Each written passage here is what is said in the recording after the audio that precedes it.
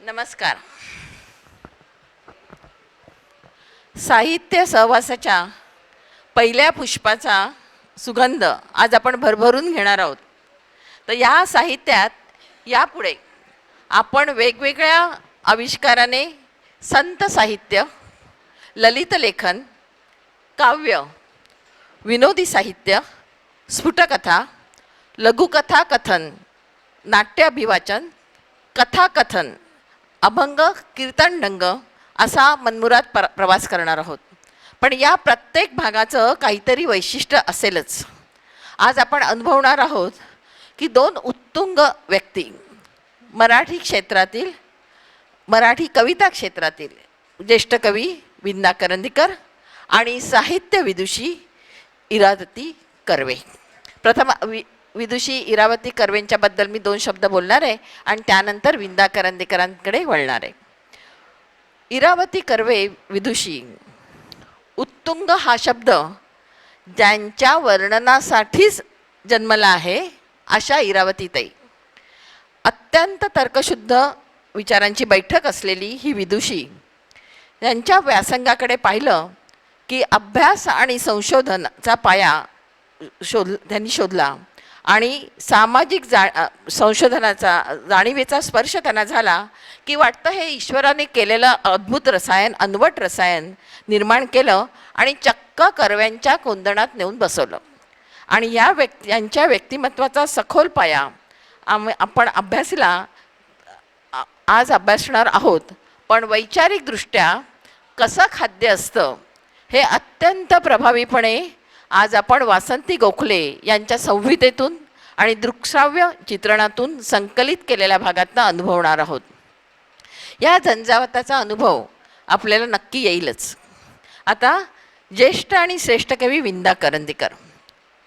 ते म्हणतात विंदा की पुरस्कारातच कबीराचं नाव यातच सगळं पावलं, असं विंदा कबीर पुरस्कार प्राप्त करताना म्हणाले.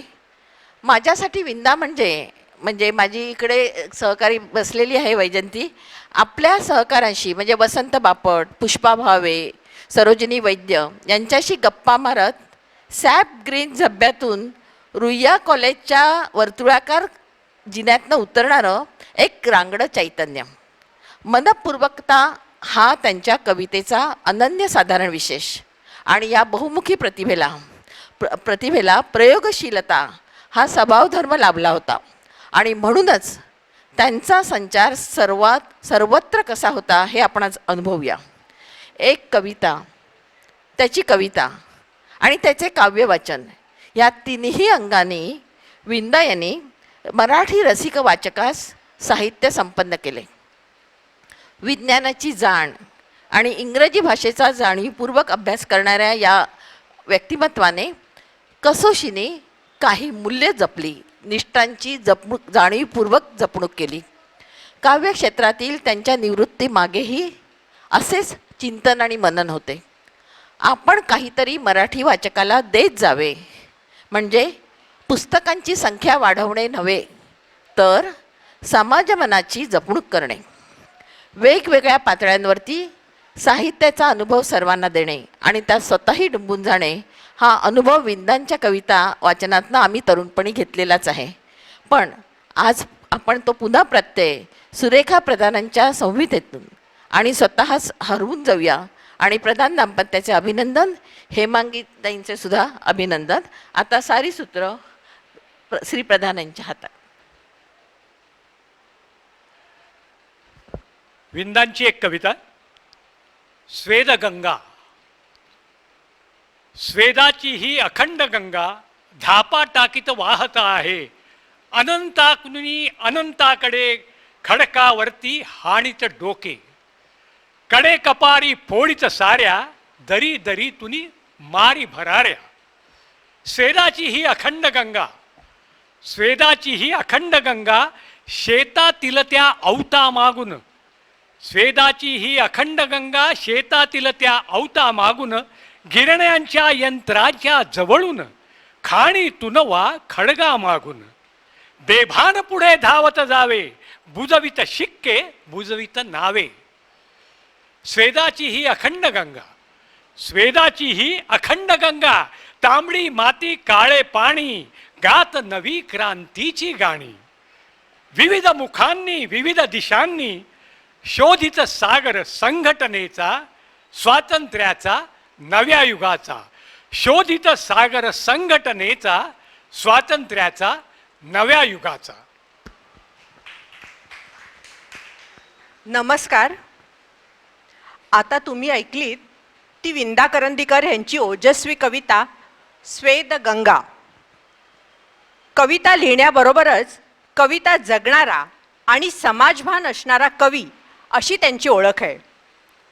विंदांच्या स्वेदगंगा कवितेत कष्टकरी जनतेच्या जीवनात बदल घडवू पाहणाऱ्या क्रांतीचं स्वागत दिसतं. विंदांचा स्वेदगंगा हा पहिला काव्यसंग्रह पुण्याला झालेल्या साहित्य संमेलनात प्रसिद्ध झाला आणि विंदा वैशिष्ट्यपूर्ण तरुण कवी म्हणून प्रथम प्रसिद्धीच्या झोतात आले. शाळेच्या मासिकात त्यांची नौका ही पहिली कविता वसंत विलास या टोपण नावाने छापली गेली. 1934 ते 35च्या दरम्यान विंदांनी खऱ्या अर्थाने काव्यलेखनाला सुरुवात केली आणि गोविंद विनायक करंदीकरांना लोक विंदा या नावाने ओळखायला लागले. विंदांचा जन्म 23 ऑगस्ट 1918ला सिंधुदुर्ग जिल्ह्यातल्या घालवली या खेड्यात झाला. म्हणजे बघा, या मंगळवारी विंदा 104 वर्षाचे झाले असते. शालेय जीवन त्यांचं कोकणात, तर BA त्यांनी कोल्हापुरातून केलं. BAला इंग्रजी विषयात ते पहिले आले आणि MA त्यांनी मुंबईतून केलं. एकूण 5 कॉलेजात त्यांनी इंग्रजी शिकवलं. इंग्रजीचे प्राध्यापक म्हणून ते प्रत्येक ठिकाणी विद्यार्थ्यांमध्ये अतिशय लोकप्रिय होते. विंदांचं लेखन अफाट आहे. त्यांनी कवितेचे 1-2 नाही तर अनेक प्रकार हाताळलेत. उदाहरणार्थ बालकविता, नवकविता, विरूपिका, गझल, गीत, मुक्तसुनीत, तालचित्र, स्वरचित्र, व्यक्तिचित्र, अभंग इत्यादी. त्याशिवाय मराठी आणि इंग्रजी समीक्षा तसंच लघुनिबंध अशा वेगवेगळ्या साहित्य प्रकारातही त्यांची लेखणी लीलया चालली आहे. विंदांच्या कवितांच्या संग्रहात हे जाणवतं की त्यांची कविता कधी एखादं सुंदर चित्र साकारते, तर कधी कोड्यात पण बोलू लागते. कधी ती संस्कार स्वीकारण्याची तर कधी ती नाकारण्याची दुहेरी परखड भूमिकाही घेते. तरीही नाविन्यपूर्ण कल्पनांची बीजं समाजाच्या मनात रुजवणारी अशी ती प्रयोगशील कविता दिसते. मुख्य म्हणजे ती वास्तववादी आहे, कारण ती राजकीय आणि सामाजिक परिस्थितीतून बहरलेली आहे. विंदांच्या संहिता या काव्यसंग्रहातल्या एका कवितेतून जीवन जगण्यातला तोचपणा, मग तो सक्तीचा असो वा स्वेच्छेने स्वीकारलेला असू दे, विविधतेने कसा अधोरेखित केला आहे ते बघूया. हा तोचपणा विंदांना फक्त जगण्यातच नाही तर मरणातही दिसतो. ऐकूया ही कविता, ज्याचं शीर्षक आहे तेच ते. तेच ते. सकाळपासून रात्रीपर्यंत तेच ते, तेच ते. माकडछाप दंतमंजन, तोच चहा, तेच रंजन, तीच गाणी, तेच तराणे, तेच मूर्ख, तेच शहाणे. सकाळपासून रात्रीपर्यंत तेच ते, तेच ते. खानावळीही बदलून पाहिल्या. आता जीभ बदलणं शक्य नव्हतं. काकूपासून ताजमहाल सगळीकडे सारखेच हाल. काकूपासून ताजमहाल सगळीकडे सारखेच हाल. गरम मसाला, नरम मसाला, तोच भाजीपाला. तीच खवट चटणी, तेच आंबटसार. सुख थोडे, दुःख फार. पुन्हा तेच भूक. पुन्हा पुन्हा तेच भोग, आसक्तीचा तोच रोग, तेच मंदिर, तीच मूर्ती, तीच फुले, तीच स्फूर्ती. तेच ओठ, तेच डोळे, तेच ओठ, तेच डोळे, तेच मुरके, तेच चाळे, तोच पलंग, तीच नारी, सतार नव्हे एक तारी. करीन म्हटलं आत्महत्या, करीन म्हटलं आत्महत्या, रोमियोची आत्महत्या, दधितीची आत्महत्या. आत्महत्या ही तीच ती, आत्महत्या ही तीच ती, आत्मा ही तोच तो, हत्या ही तीच ती. कारण जीवनही तेच ते आणि मरणही तेच ते. जीवनही तेच ते आणि मरणही तेच ते. हे तेच ते जे काय आहे, हे यात कितीतरी प्रकार विंदाना दिसतात. आणि हे तरतरेचे कित्येक प्रकार असले तरी त्यांची गुणवत्ता मात्र यथा तथाच. ही खंत विंदाना त्यांच्या सब घोडे 12% या कवितेत ते व्यक्त करतात. ही धमाल कविता ऐकायला आपल्याला धमाल माणूसच पाहिजे. तेव्हा मी श्रीयुत सुशीलजी हाटे यांना इथे पाचारण करतो. त्यांनी यावं आणि आम्हाला ही धमाल कविता ऐकवावी. सब घोडे 12%. सब घोडे 12%. जितकी डोकी तितकी मते, जितकी शीते तितकी भूते.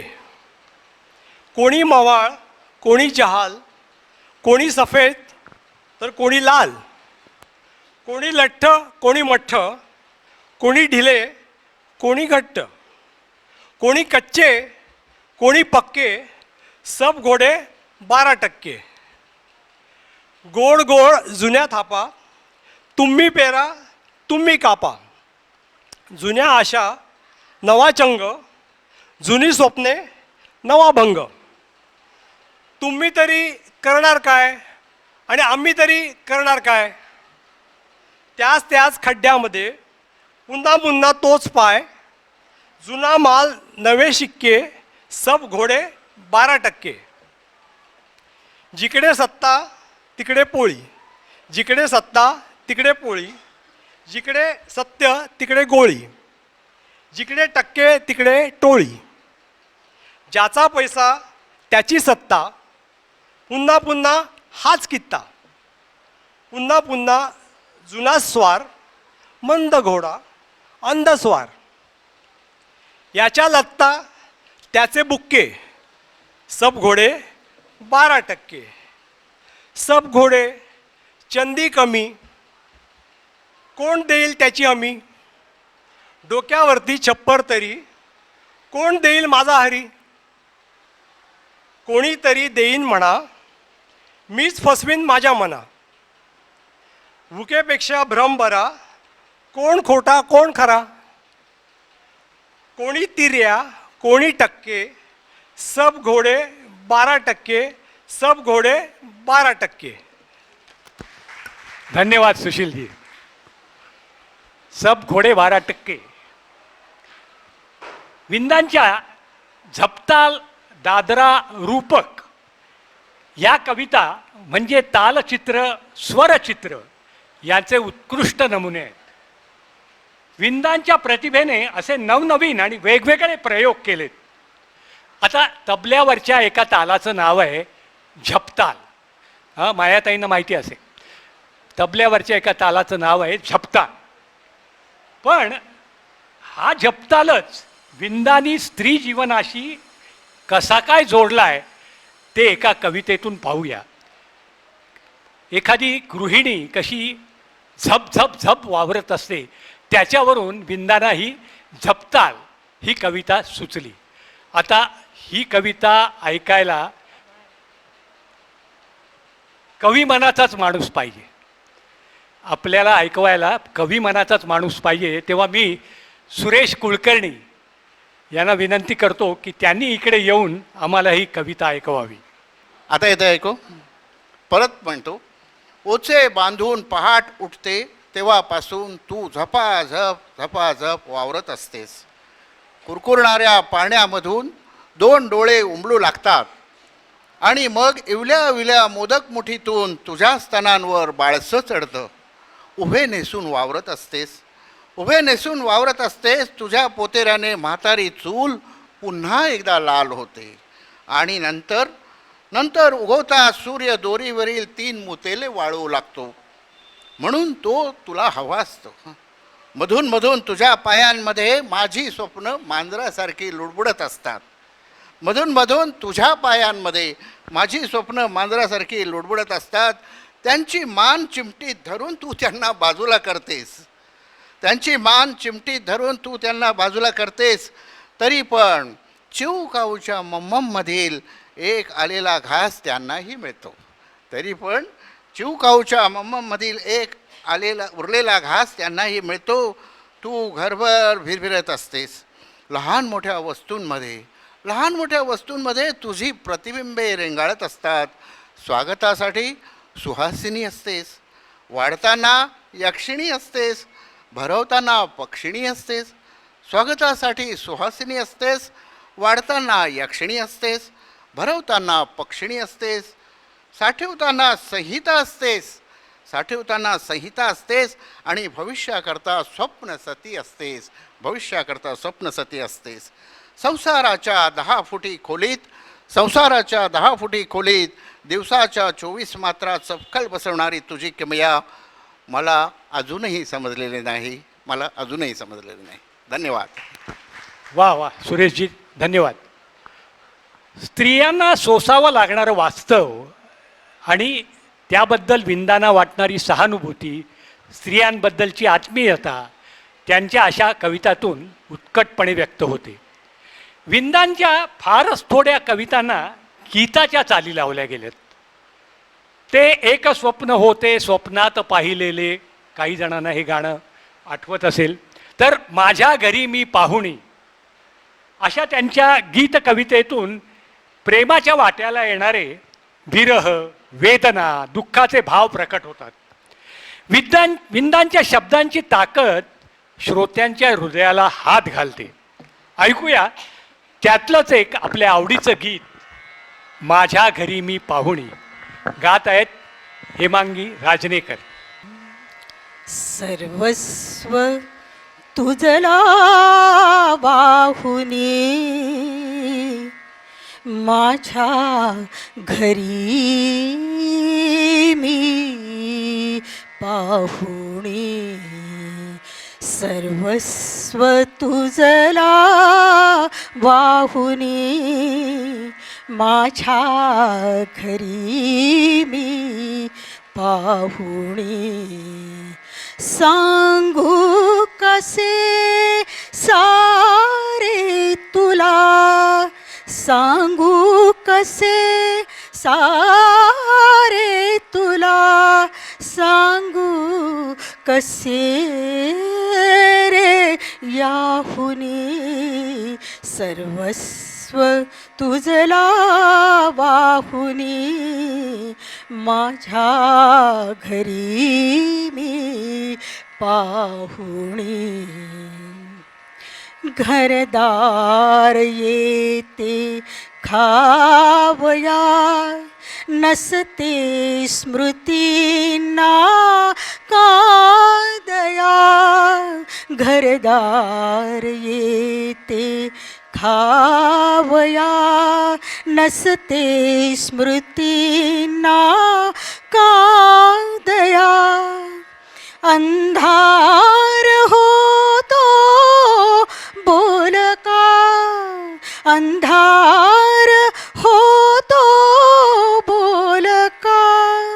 वेड्या पिशा स्वप्नातुनी, सांगू कसे रे याहुनी. सर्वस्व तुझला वाहुनी माझ्या घरी मी पाहुणी. माझ्या सभोवती घालते माझ्या जगा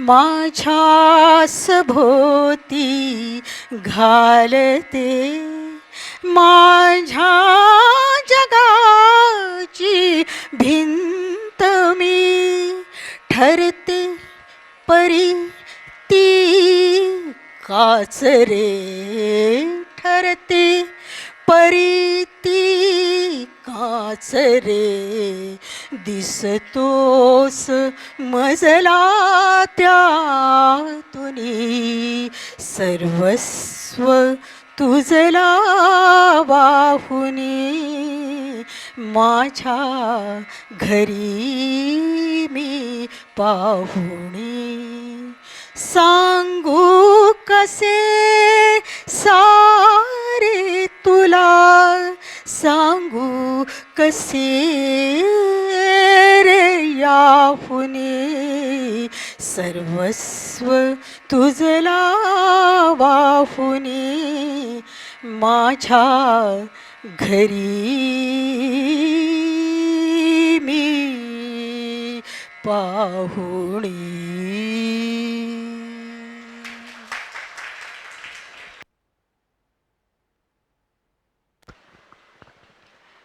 विंदांच्या बालकविता सुद्धा अतिशय प्रसिद्ध आहेत. पण त्यांनी बालकविता लिहायला का सुरुवात केली माहितीये? विंदांचा मुलगा लहान असताना कशावरून तरी अतिशय घाबरला, इतका की रात्री रात्री तो दचकून बडबडत उठायचा. विंदा त्याला रात्रभर मांडीवर घेऊन बसत. त्यावेळी विंदा त्याला वेगवेगळ्या कविता साभिनय म्हणून दाखवू लागले आणि हळूहळू तो भीती विसरायला लागला. विंदांचे अनेक बालकविता संग्रह प्रसिद्ध आहेत. त्यांच्या बालकवितेत नवलाई बरोबरच खट्याळपणा आणि इब्लिसपणा दिसून येतो. ऐकूया त्यांच्या काही बालकविता ज्या आपल्याला अतिशय आवडतात. विंदांच्या बालकविता म्हणत आपल्या पिढीचं बालपण रमलं बागडलं. त्यांची प्रसिद्ध कविता ऐकूया, विठ्ठल. नुकतीच ती व्हॉट्सअपवर सतत फिरून गेली आहे आषाढी एकादशीच्या निमित्तानं. पंढरपूरच्या वेशीबाहेर आहे एक छोटी शाळा, पंढरपूरच्या वेशीबाहेर आहे एक छोटी शाळा, सर्व मुलं आहेत गोरी, एक मात्र कुट्ट काळा. सर्व मुलं आहेत गोरी पण एक मात्र कुट्ट काळा. दंगा करतो मस्ती करतो, खोड्या करण्यात आहे अट्टल. दंगा करतो मस्ती करतो, खोड्या करण्यात आहे अट्टल. मास्तर म्हणतात करणार काय न जाणो असेल विठ्ठल. मास्तर म्हणतात करणार काय न जाणो असेल विठ्ठल. काही वेळा बराचसा गहन अर्थ विंदा सहजपणे साध्या माध्यमांमधून आपल्याला सुचवून जातात. सगळं काही आहे पण कशाचा म्हणून उपयोग नाही. बघूया हा संवाद कोण साधतंय ते, ऐकूया का. खुर्ची म्हणाली अरेस तुला, कधी रे येणार चालायला तुला. चतुष्पाद आणि तो. खुर्ची म्हणाली अरेस तुला, कधी रे येणार चालायला तुला. स्टूल म्हणाला त्याच वेळी, स्टूल म्हणाला त्याच वेळी, जेव्हा तू हातानं वाजवशील टाळी. ऐकून पंखा खुदकन हसला, ऐकून पंखा खुदकन हसला आणि पाय नसून फिरत बसला. मुलांच्या विश्वात रमताना विंदांमधील वेगळंच खट्याळ विश्व दिसू लागतं आणि प्राण्यांमध्ये रमलेलं त्यांचं काव्य विश्व बघूया आता आपण. त्यांची कविता माकडाचं दुकान या कवितेतून. एका माकडानं काढलं दुकान. कोणी काढलं? माकडानं. एका माकडानं काढलं दुकान, आली गिराईक छान छान. मनीने आणले पैसे नवे, मनीने आणले पैसे नवे, म्हणाली शेठजी उंदीर हवेत. गरुड म्हणाला घेऊन झाप, गरुड म्हणाला घेऊन झाप, 2 रुपयांचे काढा साप, 2 रुपयांचे काढा साप. अस्वल आले नाचवीत पाय, अस्वल आले नाचवीत पाय, म्हणे मधाचा भाव काय, म्हणे मधाचा भाव काय. कोल्ह्याने मागितला गुळाचा रवा, कोल्ह्यानं मागितला गुळाचा रवा आणि म्हणाला मांडून ठेवा. माकड म्हणालं गंध लावून, माकड म्हणालं गंध लावून, लावून गंध, आत्ता दुकान झालं बंद. विंदांची कविता अशी अनेक रूपं घेऊन रसिकांसमोर येते, म्हणून ती बहुरूपिणी आहे असं म्हणावंसं वाटतं. विंदांची साहित्य संपदा बहुआयामी, बहुरंगी, बहुढंगी, साहित्याच्या विविध प्रांतात लीलया वावरणारी. इथे सर्व साहित्याचा उल्लेख करणं शक्य नाही, उदाहरणादाखल काही बघूया. स्वेदगंगा, संहिता, जातक, विरूपिका, मृद्गंध, ध्रुपद अशा अनेक काव्यसंग्रहांमधून विंदांचं काव्यविश्व आपल्याला उलगडत जातं. विंदांचं बालकाव्य म्हणजे आपण आत्ता पाहिलंच की शब्द, सूर, ताल, लय यांच्याशी दंगामस्ती करत चालणारी ती काव्यक्रीडा त्यांच्या राणीची बाग, परी, अडमतडम अशा तब्बल 12 बालकाव्य संग्रहांमधून व्यक्त होते.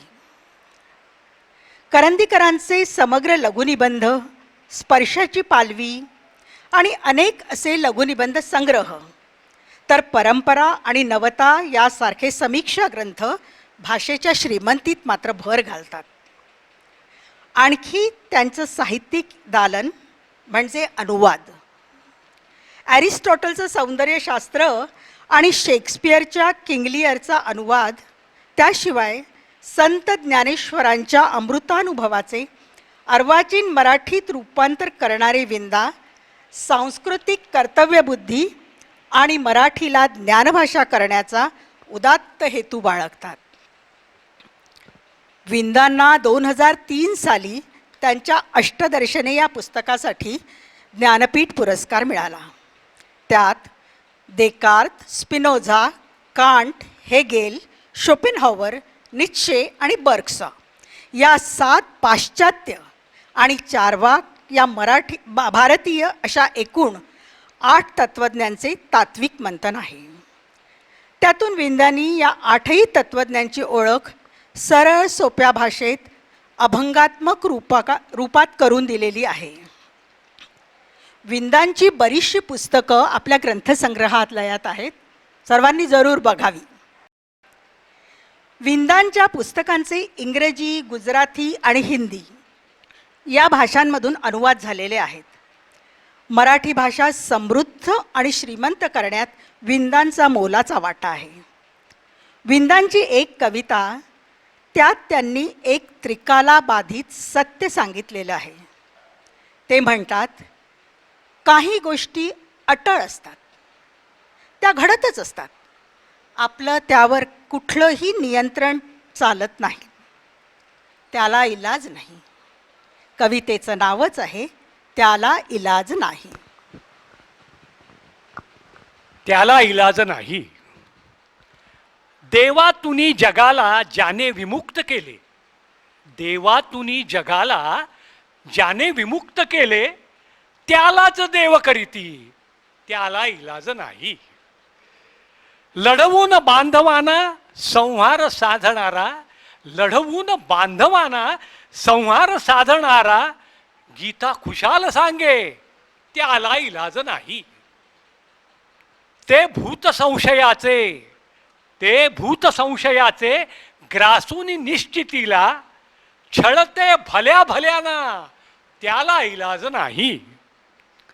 विज्ञान ज्ञान देई, विज्ञान ज्ञान देई, निर्मी नवीन किमया, विज्ञान ज्ञान देई निर्मी नवीन किमया, निर्मीन प्रेम शांती, निर्मीन प्रेम शांती त्याला इलाज नाही. बुरख्यात संस्कृतीच्या आहे पशु दडून, बुरख्यात संस्कृतीच्या आहे पशु दडून, प्रकटी अनेक रूपे त्याला इलाज नाही. असतो अशा जीवाला तो ध्यास मूल्यवेधी, असतो अशा जीवाला तो ध्यास मूल्यवेधी, अस्वस्थता टळेना, अस्वस्थता टळेना त्याला इलाज नाही. पुढची ओळ तर आपल्या सगळ्यांना पटेल. वृद्धापकाल येता जाणार तोल थोडा, वृद्धापकाल येता जाणार तोल थोडा, श्रद्धा बनेल काठी, श्रद्धा बनेल काठी त्याला इलाज नाही, श्रद्धा बनेल काठी त्याला इलाज नाही.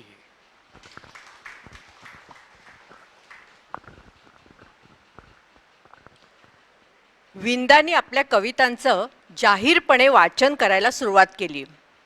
खरं म्हणजे विंदा, वसंत बापट आणि मंगेश पाडगावकर हे त्रिकूट आपापल्या कवितांचा एकत्र असा काव्य वाचनाचा कार्यक्रम महाराष्ट्रभर ठिकठिकाणी जाऊन करत होते.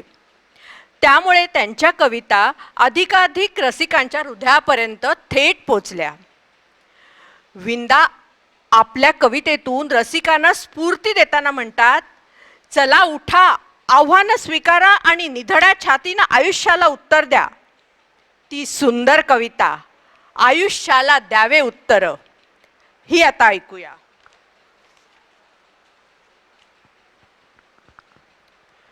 असे जगावे दुनियेमध्ये आव्हानांचे लावून अत्तर, असे जगावे दुनियेमध्ये आव्हानांचे लावून अत्तर, नजर रोखुनी नजरेमध्ये आयुष्याला द्यावे उत्तर.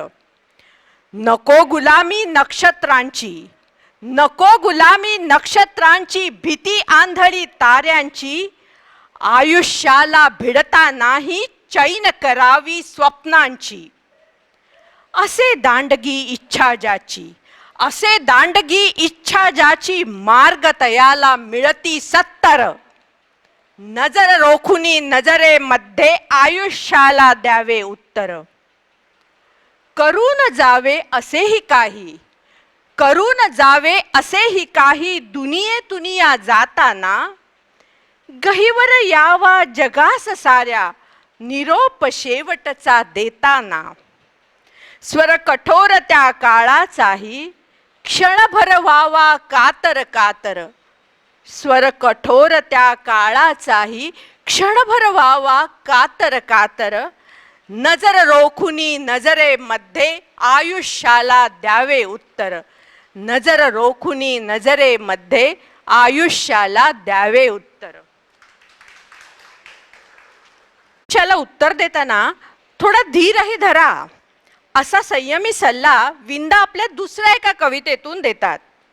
ती धीर थोडासा हवा ही सुरेख कविता आता आपण ऐकूया. धीर थोडासा हवा. अंधार दाटे भोवती हाती असे इवला दिवा, अंधार दाटे भोवती हाती असे इवला दिवा, सारे दिवे पेटवाया धीर थोडासा हवा.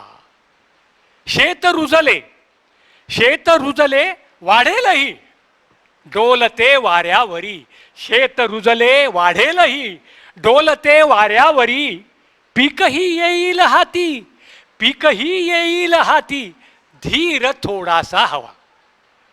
स्वर लाभला, स्वर लाभला, गुरुही लाभला भला, स्वर लाभला, गुरुही लाभला भला, चाले रियाजही चांगला, स्वर लाभला, गुरुही लाभला भला, चाले रियाजही चांगला, जाहीर मैफल रंगण्या धीर थोडासा हवा. जाहीर मैफल रंगण्या जीव थोडा धीर थोडासा हवा. या गुणांचे चीज नाही, या गुणांचे चीज नाही, तक्रार दुर्बळ व्यर्थही. या गुणांचे चीज नाही, तक्रार दुर्बळ व्यर्थही. चीज होण्या वेळ लागे, चीज होण्या वेळ लागे, धीर थोडासा हवा. घाई कुणा वा केवडी, घाई कुणा वा केवडी, कालना परवा करी, घाई कुणा वा केवडी, कालना परवा करी, कालाबरोबर नांदण्या धीर थोडासा हवा. कालाबरोबर नांदण्या धीर थोडासा हवा.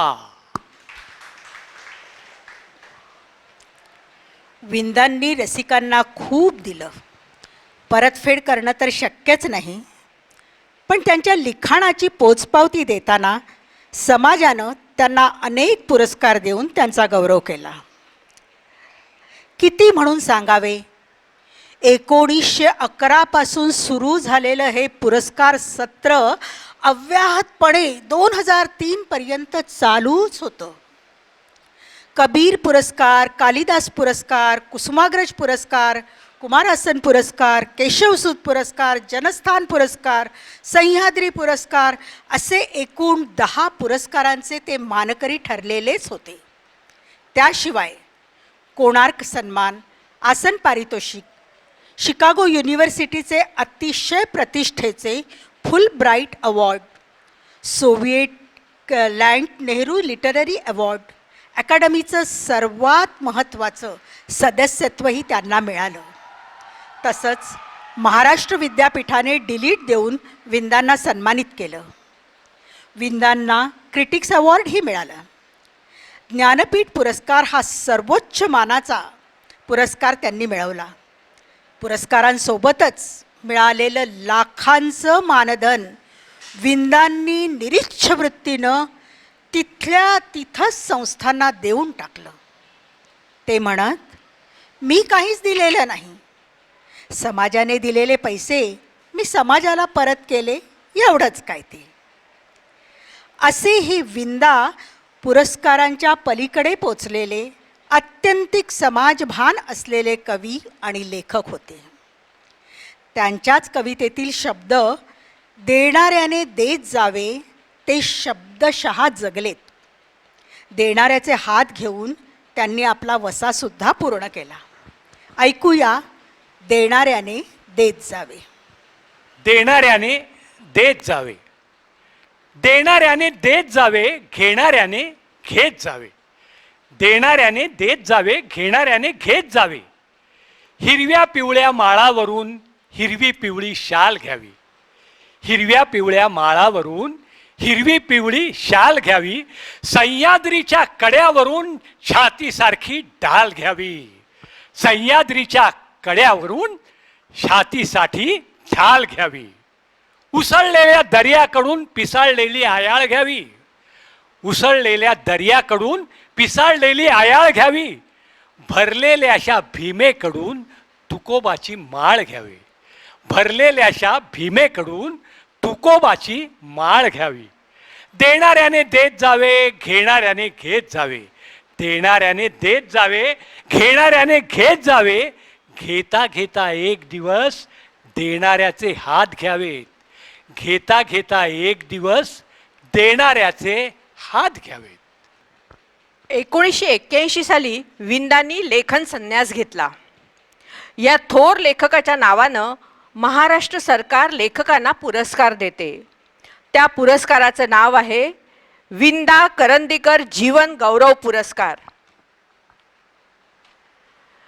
विंदांच्या साहित्यातून आपल्याला साहित्यिक विंदा भेटतात, पण कौटुंबिक विंदा कसे होते हे कुतूहल उमगतं ते त्यांच्या पत्नीनं सुमा करंदीकर ह्यांनी लिहिलेल्या रास या पुस्तकातून. करंदीकरांची पहिली बायको वारल्यानंतर सुमा यांच्याबरोबर त्यांनी विधवा विवाह केला.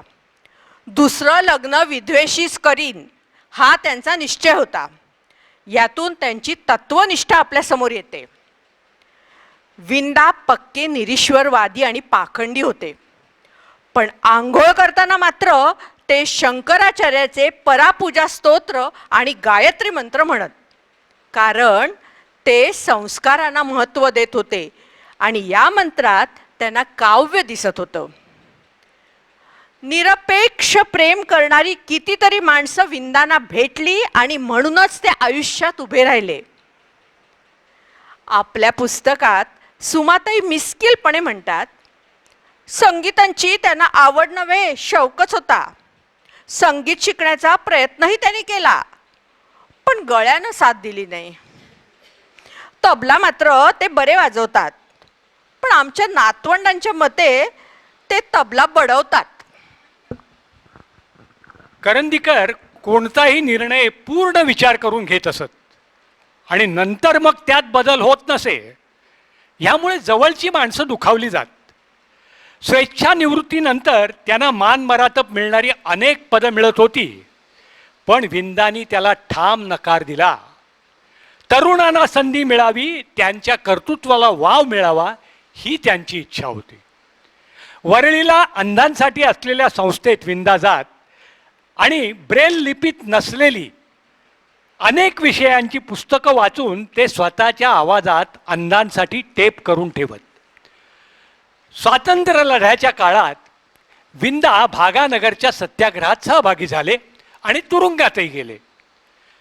मग स्वातंत्र्य मिळाल्यानंतर सरकारने त्यांना स्वातंत्र्य सैनिकांना देऊ केलेलं निवृत्ती वेतन मात्र त्यांनी चक्क नाकारलं.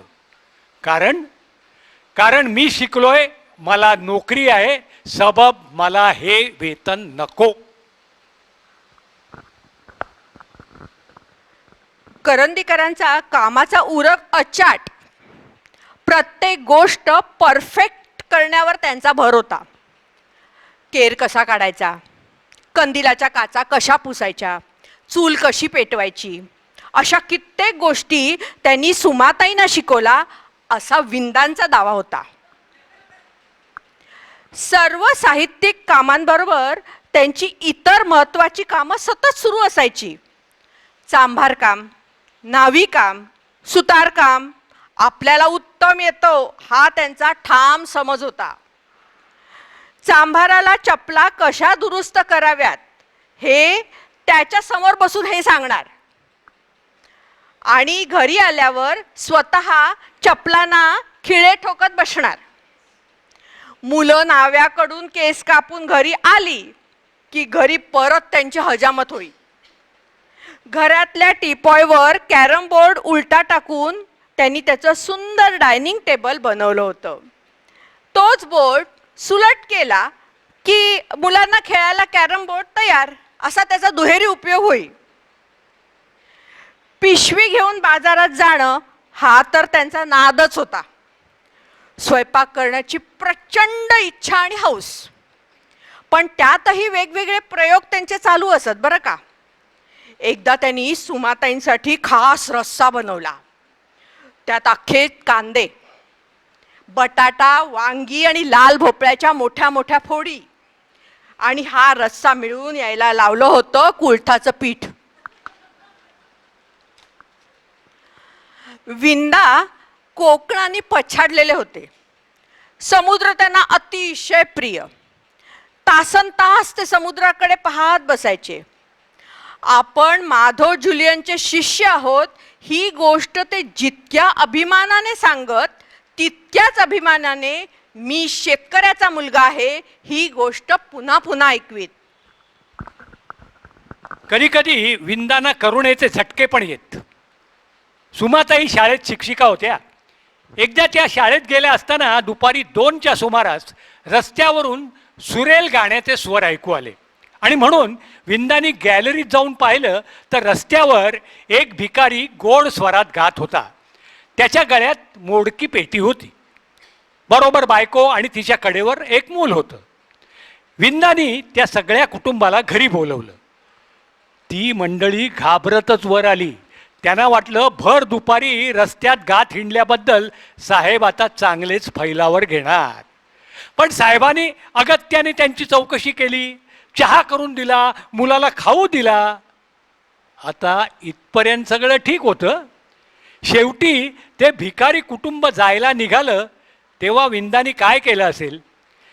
सुमाताईंची चांगली बाजाची पेटी आतून खोलीतून आणली आणि त्या भिकाऱ्याला फार आग्रह करून देऊन टाकली. तर असे हे विंदा वरवर दिसायला अरे रवी, उर्मट, भांडखोर आणि संतापी. सुमाताईंचे तिरसिंगराव, पण आतून अतिशय भाबडे आणि हळवे.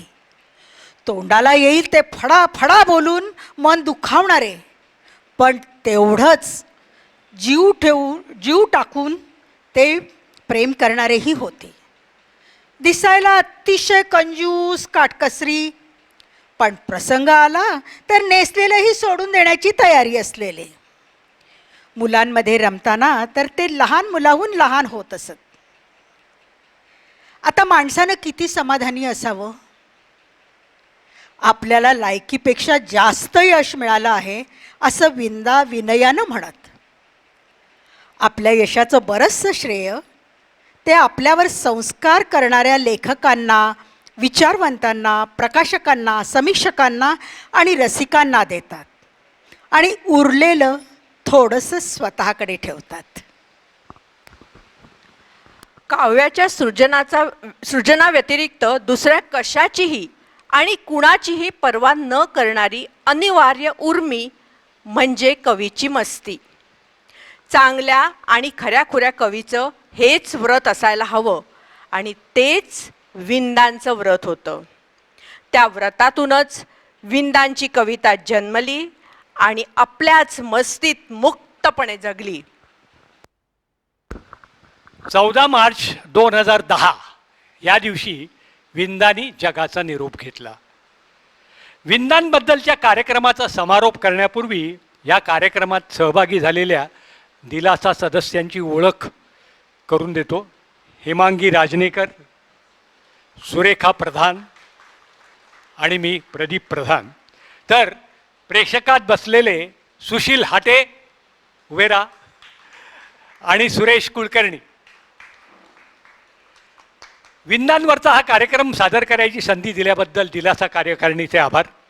सर्वात महत्त्वाचं म्हणजे या कार्यक्रमासाठी विंदांचा फोटो असलेली अत्यंत सुरेख अशी बॅकड्रॉपची स्लाईड करून दिल्याबद्दल श्रीयुत अनिल गोखले यांचे खूप खूप आभार.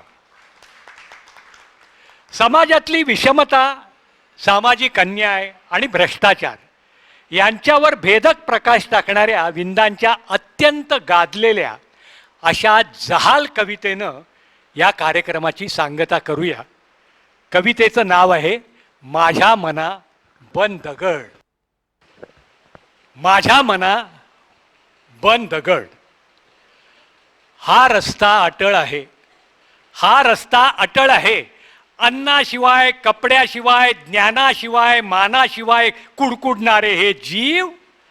पाहू नको डोळे शिव, नको पाऊस जिणे भकास. ऐन रात्री होतील भास, छातीमध्ये अडेल श्वास. विसर याना दाब कड, माझ्या मना बन दगड. हा रस्ता अटळ आहे. ऐकू नकोस हा आक्रोश, ऐकू नकोस हा आक्रोश. तुझ्या गळ्याला पडेल शोष. कानावरती हात धर, त्यातूनही येतील स्वर. म्हणून म्हणतो ओठ शिसे, संभाळ संभाळ लागेल पिसे. रडणाऱ्या रडशील किती, रडणाऱ्या रडशील किती. झुरणाऱ्या झुरशील किती, पिचणाऱ्या पिसशील किती. ऐकू नकोस असला टाहो, माझ्या मना दगड हो. हा रस्ता अटळ आहे. येथेच असतात निशाचर, येथेच असतात निशाचर. जागोजाग रस्त्यावर असतात नाचत काळोखात. हसतात विचकून काळे दात आणि म्हणतात कर हिम्मत, आत्मा वीक उचल किंमत. काय म्हणतात? कर हिम्मत, आत्मा वीक उचल किंमत. माणूस मिथ्या सोने सत्य, माणूस मिथ्या सोने सत्य. स्मराल त्याला स्मरा नित्य. पिशील ऐकून असले वेद, बन दगड नको खेद. बन दगड आजपासून काय अडेल तुझ्या वाचून. बन दगड आजपासून काय अडेल तुझ्या वाचून. गालावरचे खारे पाणी पिऊन काय जगेल कोणी. काय तुझे हे निश्वास मरणाऱ्यांना देतील श्वास. आणि दुःख छाती फोडे देईल त्यांना सुख थोडे. माझ्या मना कर विचार, माझ्या मना कर विचार. हास रगड, माझ्या मना बन दगड. हा रस्ता अटळ आहे. हा रस्ता अटळ आहे घाण सारी. हा रस्ता अटळ आहे घाण सारी. अटळ आहे ही शिसारी. एक वेळ अशी येईल घाणीचंच खत होईल. एक वेळ अशी येईल घाणीचंच खत होईल. अन्यायाची सारी शिते उठतील पुन्हा होतील भूते. या सोन्याचे बनतील सूळ, सुळी जाईल सारं कूळ. ऐक टापा ऐक आवाज, ऐक टापा ऐक आवाज. लाल धूळ उडते आज, त्याच्या मागून येईल स्वार. या दगडावर लावील धार. इतके यश तुला रगड, माझ्या मना बंद दगड, माझ्या मना बंद दगड. धन्यवाद.